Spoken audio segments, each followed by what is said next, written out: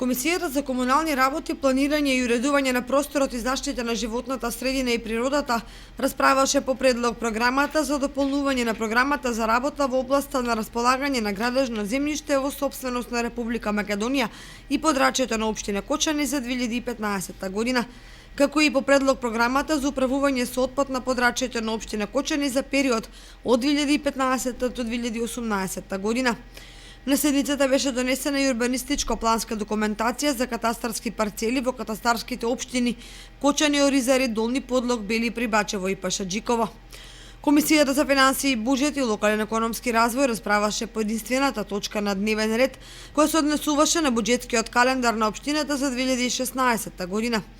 Комисијата за култура, образование, спорт и права на децата расправаше по информацијата за почетокот на учебната 2015-2016 година во основното и средното образование во општината, како и за годишниот извештај и годишната програма за работа на јавната општинска установа Детска градинка Павлина Велјанова. Комисијата за мандатни прашања, избори и именувања донесе решение за именување на членови во управниот одбор на Детската градинка, а Комисијата за еднакви можности на жените и мажите расправаше по предлозите за креирање на локален акцијски план за еднакви можности за период од 2016 до 2017 година.